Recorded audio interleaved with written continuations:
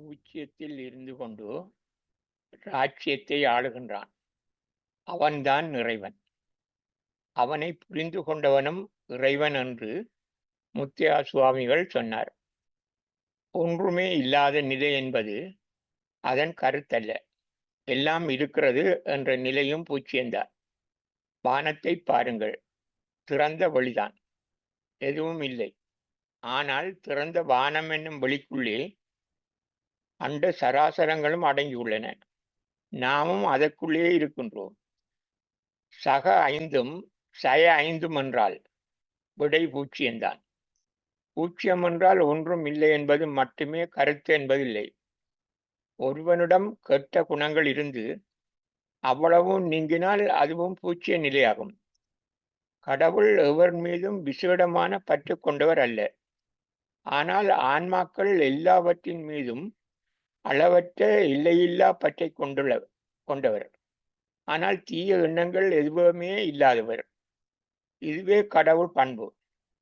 முதல் மனிதர் கடவுள் பண்புடனேயே படைக்கப்பட்டார். தீய எண்ணங்கள் இல்லை. கடவுள் பண்புகளுடனேயே படைக்கப்பட்டார். ஆகையால் முதல் மனிதர் சைபர் ஆவர், பூச்சியம். அவருக்கு சமயம் இல்லை. அவருக்கு சமயம் பூச்சியம். அவர் எந்த சமயத்தையும் சேர்ந்திருக்கவில்லை. அவரிடம் பொய் இல்லை, பொய் பூச்சியம். களவு எண்ணம் இல்லை, களவு பூச்சியம்.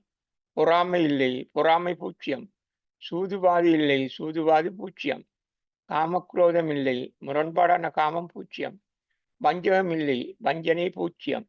தீய குணங்கள் எல்லாம் பூச்சியம், அதாவது எல்லாம் சைவர். அவர்தான் சைவர். சைவர் இந்து சமயத்தை நாடினார், இந்துவானார்.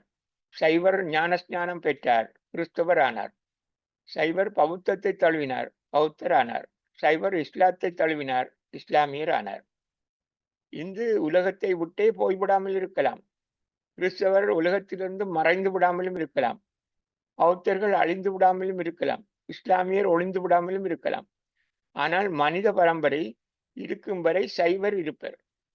பொய், களவு, பொறாமை, சூதுவாது, முரண்பாடான காமம், வஞ்சகம் மனிதரிலிருந்து விலகிவிட்டால் எந்த சமயத்தை தழுவி இருந்தாலும் அவர் அன்றே சைவராகி விடுவார். மத மாற்றம் என்பது அவசியமில்லை.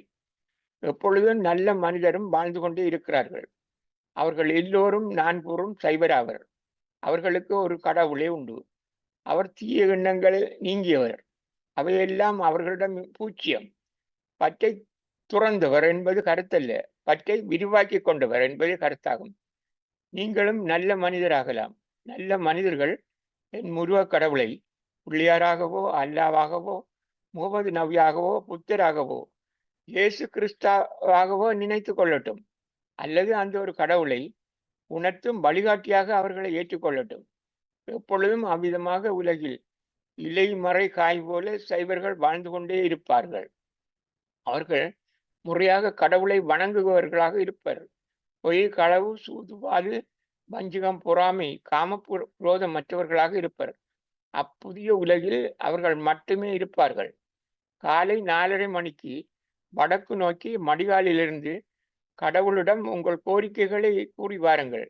நீங்கள் சைவராகி விடுவீர்கள். உங்கள் வடிவம் கருப்பாக இருக்கலாம், நீங்கள் இந்துவாக இருக்கலாம். நீங்கள் சிவப்பாக இருக்கலாம், இஸ்லாமியராக இருக்கலாம்.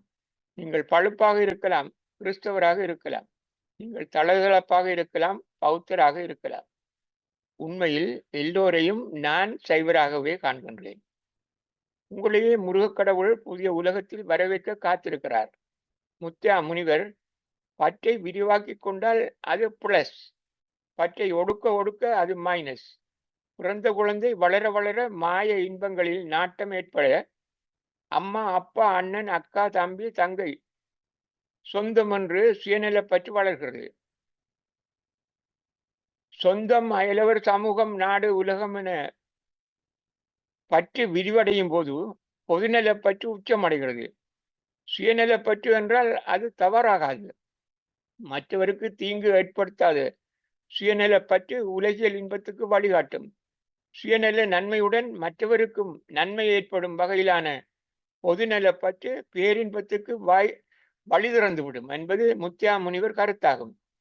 எல்லோருக்கும் இன்பம் வேண்டும். இன்பத்தை அடைய நல்லெண்ணம் என்னும் படகு அவசியம். நல்லெண்ணத்தை அடைய சிந்திக்க கற்றுக்கொள்ள வேண்டும். சிந்தனை ஆற்றல் உருவாக உன்னை அறிய முயற்சிக்க வேண்டும். அந்த முயற்சிக்கு தியானமே வழிகாட்டும். ஒவ்வொரு நாளும் படுக்கைக்கு போகும் முன் அன்றே உன் செயல்களை மீட்டுப்பார். உன் நல்ல செயல்களுக்காக கடவுளுக்கு நன்றி சொல்லிவிட்டு படுத்துறங்கு.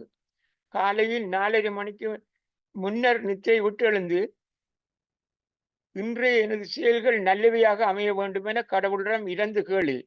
இவையே தியானத்துக்கான முதல் படி. அதன்பின் படிப்படியாக உன் தியான நிலை உயர்வதை நீயே தானாக உணர்வாய். உன் பூவுலக வாழ்க்கையும் இனிக்கத் தொடங்கும் என்று முத்தியா முனிவர் சொன்னார்.